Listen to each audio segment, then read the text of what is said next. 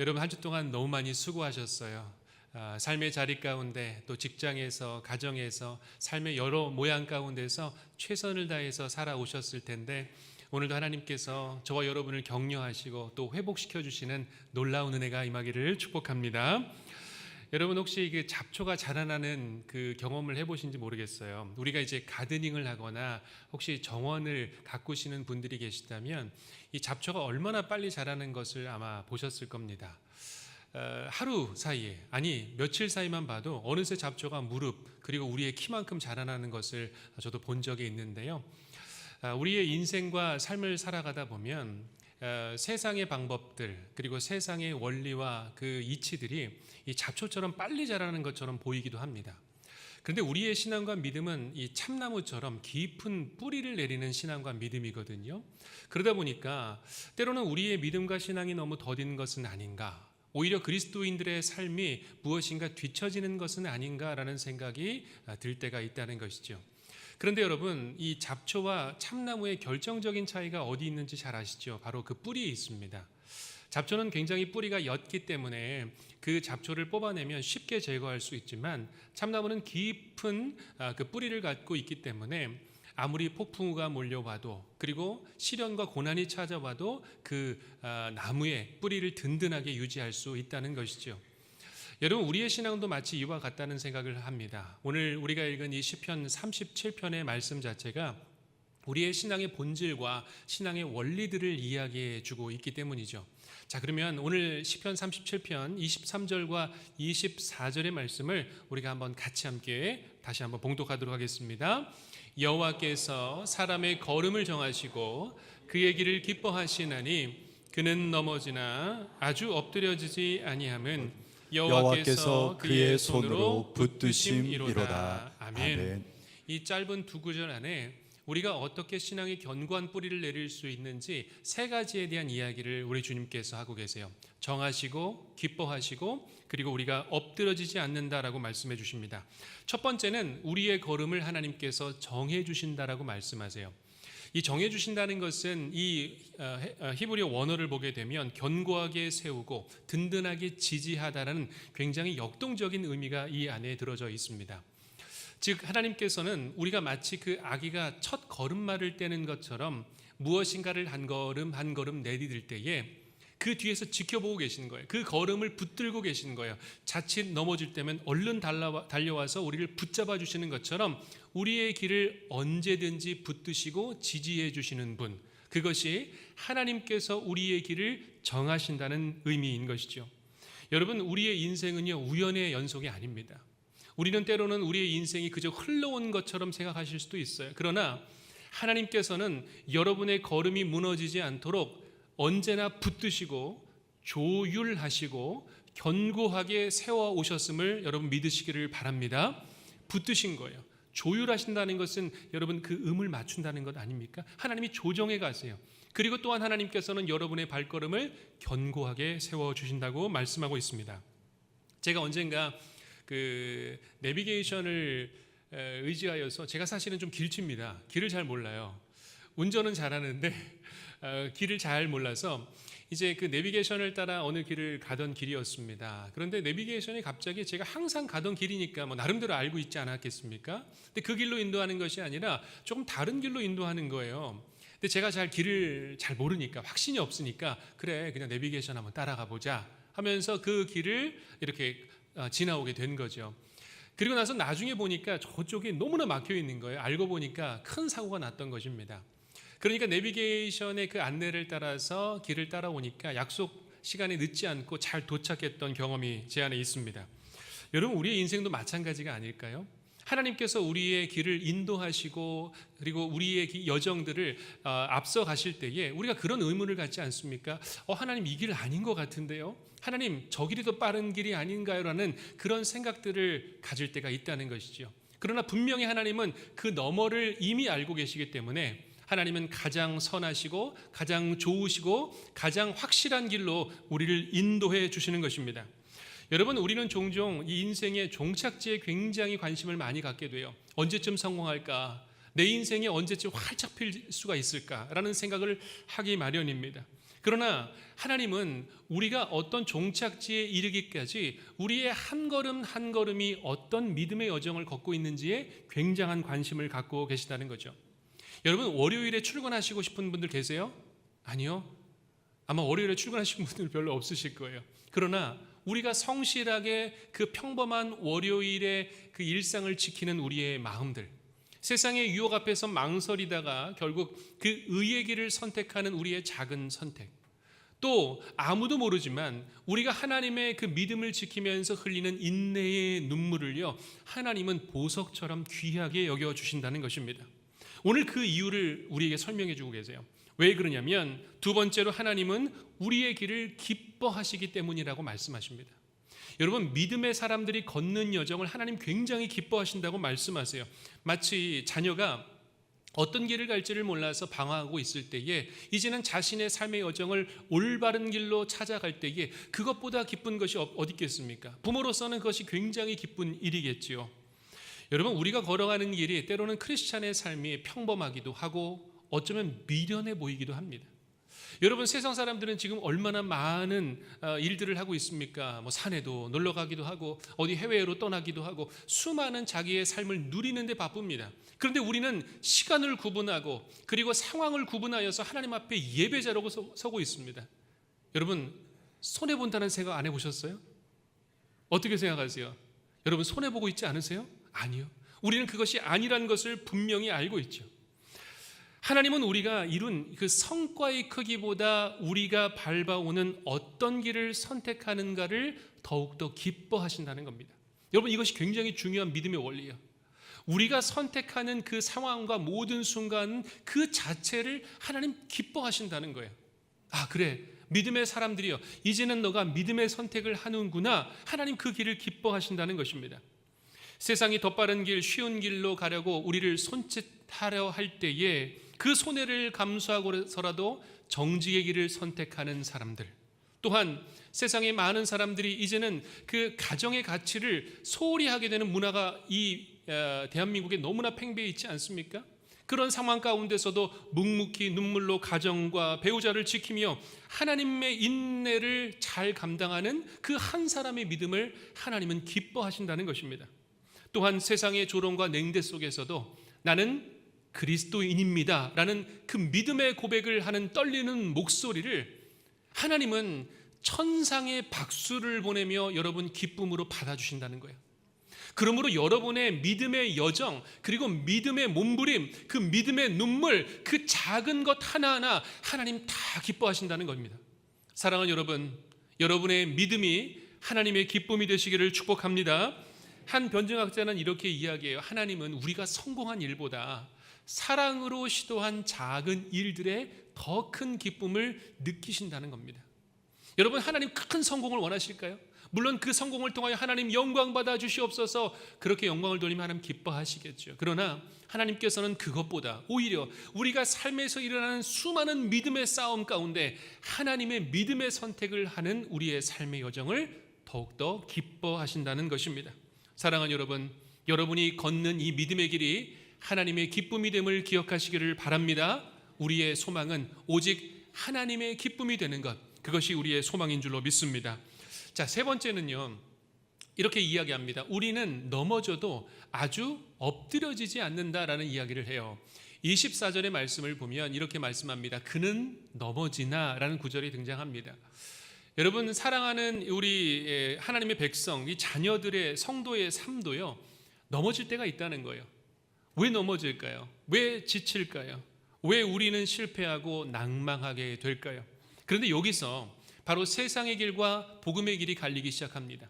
세상의 길은 끊임없이 우리가 실패하지 않는 법, 그러니까 넘어지지 않는 것을 말하고 있습니다. 왜냐하면 넘어지면 실패자, 나고자, 너는 절망에 낭떠러지로 떨어진 사람이야 라는 평가를 우리에게 해주지요. 그러나 복음은 넘어져도 다시 일어나는 법을 우리에게 보여줍니다.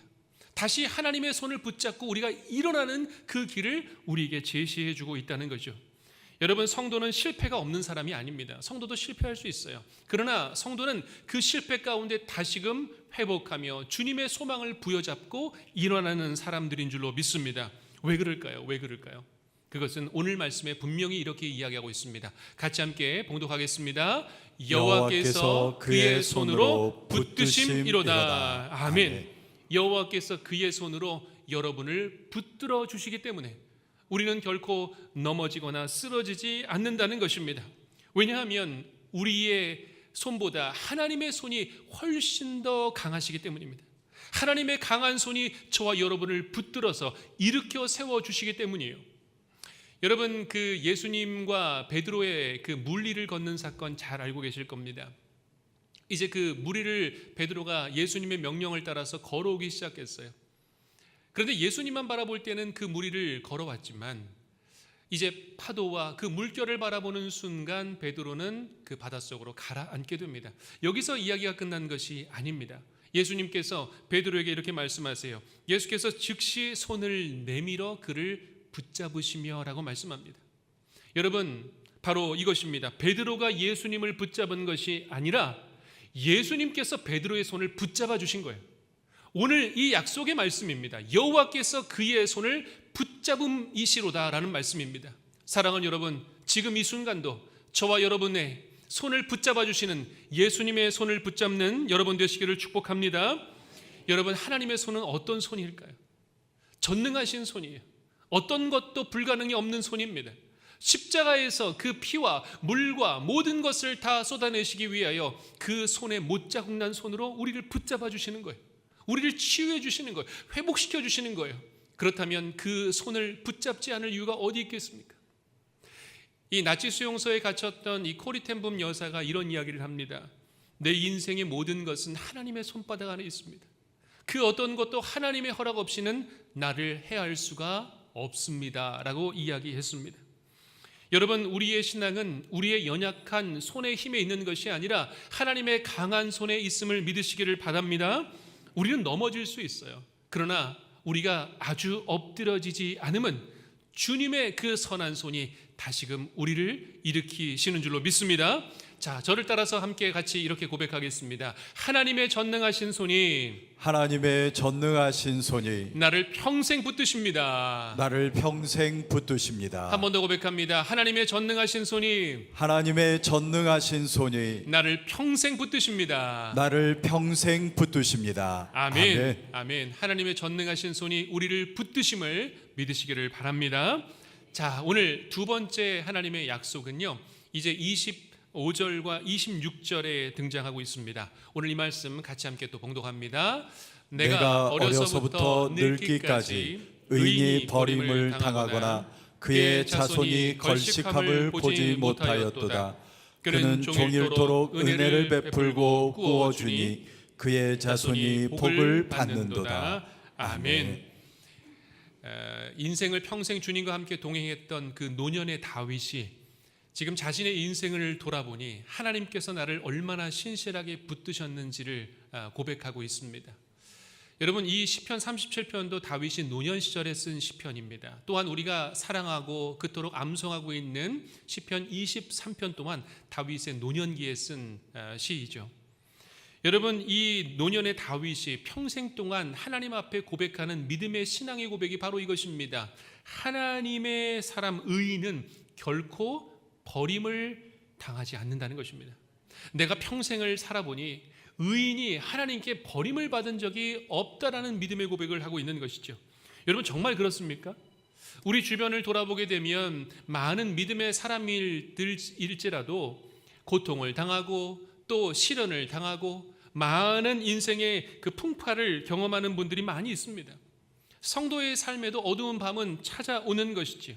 근데 여러분, 이 다윗이 말한 버림당하지 않는다는 것은 무엇을 의미하는 것일까요? 영적인 버림을 받지 않는다는 거예요. 하나님 한 번도 우리를 떠나시지 않는다는 거예요. 여러분, 요셉의 삶을 잘 알고 계시지 않습니까? 요셉은 형들에게 버림받았어요. 또한 보디발 장군에게도 버림받았어요. 또 술 맡은 관원장에게도 버림받았어요. 그의 인생을 돌아보면 그는 평생 버림을 받은 인생처럼 보여집니다. 자, 그런데 성경 말씀은 곳곳에서 요셉이 어떤 삶을 살아왔는지를 우리에게 이야기해주고 있습니다. 이렇게 이야기합니다. 같이 함께 고백할까요? 시작. 여호와께서 요셉과 함께 하심으로. 아멘. 하나님께서는 요셉을 한 번도 떠나신 적이 없다고 말씀하세요. 우리가 요셉의 삶을 보면 왜 이렇게 버림받았을까? 왜 이렇게 힘들까? 왜 이렇게 시련이 많을까라고 생각할 수 있지만 요셉을 하나님은 한 번도 떠나신 적이 없었던 것입니다. 사랑하는 여러분, 이 말씀에 여러분의 이름을 한번 대입해 보세요. 여호와께서 도복과 함께 하심으로 여러분의 이름을 넣어보세요. 여러분과 함께 하시는 하나님, 여러분과 평생 동행하시는 하나님, 그 약속의 하나님이 우리 하나님이신 줄로 믿으시기를 바랍니다. 여러분, 노뎀나무 아래에서 자신의 인생이 버림받았다고 생각했던 엘리야를 잘 알고 계실 겁니다. 하나님께서 엘리야를 찾아오셔서 물과 떡을 주시면서 그에게 다시금 힘을 불어넣어 주세요. 나 혼자밖에 없습니다. 주님, 저는 버림받았습니다 라고 고백하는 이 엘리야에게 일어나 먹고 힘을 내라. 내가 아직 가야 할 길이 멀다라고 이야기하시죠. 여러분, 우리의 생각은요, 마치 하나님이 계시지 않는 것처럼 보일 때도 있어요. 내 인생의 고난 가운데서 하나님은 도대체 어디 계십니까? 라고 우리가 질문을 던질 때가 있습니다. 그러나 여러분, 오늘 이 말씀을 꼭 기억하십시오. 하나님은 한 번도 우리를 외면하신 적이 없습니다. 언제나 여러분과 동행하심을 믿으시기를 바랍니다. 자, 두 번째 약속입니다. 이 다윗은 오늘 이렇게 이야기해요. 하나님의 약속은 다음 세대로 이어진다라는 약속을 하는 것이죠. 그러면서 이 약속을 이렇게 이야기합니다. 그의 자손이 걸식함을 보지 못하였도다라는 이야기를 합니다. 이 걸식한다는 것은 단순히 우리가 밥을 굶는다는 것을 의미할 수도 있지만 하나님께서는 이것을 영적인 의미, 우리의 영혼의 의미를 담아서 이야기해 주고 계십니다. 이 복이 하나님께서 어떻게 우리에게 작정하시고 약속하실까요? 그러니까 믿음의 부모, 믿음의 장년 세대가 믿음의 길을 잘 따라가게 되면 하나님께서는 당신의 자녀들의 그 돌보심을 한 번도 그 울타리 밖으로 벗어나게 하신 적이 없다는 것입니다. 늘 하나님의 울타리 안에 우리의 자녀손들을 보호해 주신다는 약속이시죠. 여러분, 하나님을 믿는 그 의인의 삶은 어떤 삶일까요? 오늘 이 약속의 말씀처럼 하나님께서는 공급자, 즉 열린 손으로 우리를 축복해 주신다고 말씀해 주고 계세요. 여러분, 우리는 움켜쥐는 삶이 아닙니다. 우리는 열린 손이에요. 그 열린 손을 통해서 하나님께서 끊임없는 축복의 통로를 우리 자녀손들에게 허락해 주신다는 약속의 말씀입니다. 오늘 여러분의 자녀손, 그리고 우리 연신교회의 다음 세대들의 삶이 축복의 통로, 열린 손의 그 축복의 통로가 되시기를 주의 이름으로 축복합니다. 여러분, 이것이 하나님의 놀라운 축복의 원리입니다. 요즘에 다음 세대들이 참 신앙을 갖기가 어려운 시대를 살아가고 있죠. 언론들 또 문화들 참 이 믿음과 신앙과 점점 멀어지는 상황을 마주하게 됩니다. 그런데 그 믿음과 신앙을 견고하게 지키는 자녀들이 있습니다. 어떻게 지키고 있을까요? 바로 부모의 뒷모습을 보고 성장하는 겁니다. 부모가 하나님 안에서 신실하게 믿음과 신앙을 지키는 그 모습을 통하여 다음 세대들은 믿음을 지키게 돼요. 여러분, 그 부모의 신앙과 믿음이 온전한 길로 걸어갈 때에 자녀들은 그 모습을 보인 그대로 그 길을 따라가겠다고 이야기합니다. 이제는 말로 하지 말라는 거예요. 보여달라는 거예요. 그렇게 사는 모습을 좀 우리에게 보여주십시오. 이것이 다음 세대들의 지금 고백입니다. 빌리 그레함 목사님이 이런 이야기를 하십니다. 자녀와 손자에게 물려줄 수 있는 가장 위대한 유산은 인생에서 축적한 돈이나 물질이 아니라 인격과 신앙이라는 유산입니다 라는 고백입니다. 여러분, 참 아멘 나오기가 어려우시죠? 맞아요. 왜냐하면 솔직하게는 이 세상의 가치가 우리 자녀들에게 더 많은 유산과 더 많은 좋은 것들을 물려주는 게 이 세상의 온통 가치가 되었기 때문입니다. 그거면 충분하다고 생각해요. 그러나 여러분, 믿음의 길을 여정을 걸어오신 분들은 이미 고백하시고 아실 겁니다. 그것이 전부가 아니라는 것을 잘 알고 계실 거예요. 믿음이 없이는 아무것도 아닌 것을 잘 알고 계실 거예요. 사랑하는 여러분, 이 존 파이퍼 목사님이 이런 이야기를 하셨어요. 부모의 예배에 대한 이야기를 하시면서 이런 이야기를 합니다. 예배에서 자녀들에게 가장 큰 걸림돌은 그 예배를 기쁘게 드리지 않는 부모입니다. 제가 이 구절을 보면서 깜짝 놀랐습니다. 자녀는 의무감과 기쁨의 차이를 느끼고 있습니다 라고 이야기합니다. 즉 우리 부모 세대, 장년 세대, 우리 어른 세대가, 우리 연신교회의 장년 세대들이, 우리 다음 세대와 청년 세대들이 보기에 과연 예배자로 어떤 모습으로 서 있는가 중요하다는 거예요. 과연 우리 예배는 의무감으로 드리고 있느냐, 기쁨으로 드리고 있느냐, 하나님의 말씀 앞에 충만한 임재 가운데 드리고 있느냐, 이것이 바로 우리 다음 세대의 믿음의 여정을 결정한다라고 이야기하고 있습니다. 사랑하는 여러분, 여러분의 예배가 기쁨의 예배가 되기를 축복합니다. 진실된 예배가 되기를 축복합니다. 우리 연신교회 예배가 살아나는 예배가 되기를 주의 이름으로 축복합니다. 여러분, 우리가 기억해야 될 것이 있습니다. 이 성경 말씀에 보면 하나님께서는 아브라함의 하나님, 이삭의 하나님, 야곱의 하나님이라는 단어가 100번가량 등장합니다. 그러니까 하나님께서는 그 3대 신앙과 우리의 세대에 이어지는 신앙에 지극한 관심을 많이 갖고 계시다는 거예요. 여러분, 결국에는 그 순간이 찾아오는 거예요. 나의 하나님을 고백했던, 그리고 부모의 하나님을 고백했던 그 우리의 자녀손들의 믿음이 언젠가는 나의 하나님, 나의 신앙의 고백이 될 때가 있어야 된다는 거예요. 여러분, 그것을 위해서 우리가 어떤 기도를 드려야 될까요? 그리고 어떤 믿음을 가져야 될까요? 오늘 우리 주님께서 주시는 이 말씀을 기억하시길 바랍니다. 여호와의 손을 붙잡는 여러분의 인생이 되시기를 축복합니다. 자, 이제 우리가 말씀을 한번 정리해 보도록 하겠습니다. 오늘 우리는 이 믿음의 신앙의 뿌리를 깊게 내리는 하나님의 그 역사에 대한 이야기를 나누게 되었습니다. 여러분, 하나님께서는 우리의 믿음이 더딜지라도, 때로는 우리의 삶의 열매가 조금은 더디게 보일지라도 우리가 믿음의 신앙의 뿌리를 깊게 내리며 천천히 가기를 오히려 원하고 계세요. 여러분, 어떻게 우리가 이 더딘 신앙의 여정들을 기쁨으로 갈 수가 있을까요? 그것은 한 가지입니다. 바로 예수 그리스도께 깊게 뿌리를 내리는 거예요. 우리를 위해서 모든 것을 내어주신 그 십자가의 여정을 걸어가신 예수님의 십자가를 붙잡고 우리가 그 믿음의 길을 끝까지 걸어가는 것이 바로 평생의 우리의 신앙의 여정인 줄로 믿습니다. 여러분, 요한복음 15장 5절의 말씀을 보면 우리가 어떤 삶을 살아야 되는지를 분명히 말씀해주고 있습니다. 우리 말씀 같이 함께 봉독합니다. 나는 포도나무요 너희는 가지라. 그가 내 안에 내가 그 안에 거하면 사람이 열매를 많이 맺나니 나를 떠나서는 너희가 아무것도 할 수 없음이라. 아멘. 여러분, 우리는 주님의 그 포도나무에 접붙임을 받은 가지의 삶을 살아갑니다. 오늘 이 말씀을 한번 잘 보세요. 내가 그 안에 거하면 사람이 열매를 많이 맺겠다고 약속해 주셨어요. 여러분, 우리가 믿음의 열매 많이 맺고 싶지 않으세요? 성령의 열매, 그리고 하나님께서 주시는 그 축복의 열매 많이 맺고 싶지 않으세요? 그러기 위해서는 우리가 오직 예수 그리스도께 접붙임을 받으시기를 바랍니다. 여러분, 그것이 신앙의 비결이에요.